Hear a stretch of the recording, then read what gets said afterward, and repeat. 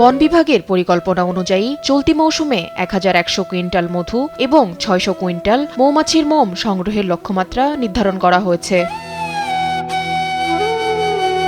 ইতিমধ্যে নৌকা প্রস্তুত সহ সব ধরনের আগাম প্রস্তুতি সম্পন্ন করেছেন মোয়ালরা। বৈধ পাস বা পারমিট নিয়ে দলবদ্ধভাবে প্রবেশ করছেন সুন্দরবনের গভীরে। এই মৌসুমে আয় ভালো হলে পরিবার নিয়ে একটু স্বস্তিতে থাকতে পারবেন জানান বনজীবীরা। আমাদের এমন বিপদ আসতে পারে, আমাদের জীবন শেষ হয়ে যায় যদি বাঘে, কুমির, সাপ, বিভিন্ন শত্রুর মোকাবেলা। একমাত্র আরএফএল ক্লাস পাইপ নিশ্চিত করে প্রতি ইঞ্চিতে সঠিক থিকনেস ও সঠিক মাপ। পাইপের বস না কিনলে লস।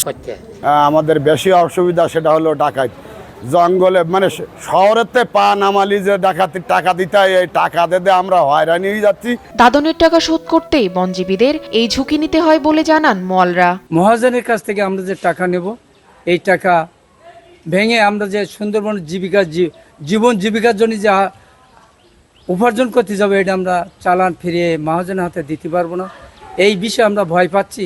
প্রকৃতির সঙ্গে লড়াই করে জীবিকা অর্জনের এই গল্পই সুন্দরবনের মোয়ালদের বাস্তবতা। তাই যে কোনো মূল্যে সুন্দরবন বনদস্যু মুক্ত করার আশ্বাস দেন বন ও পরিবেশ প্রতিমন্ত্রী।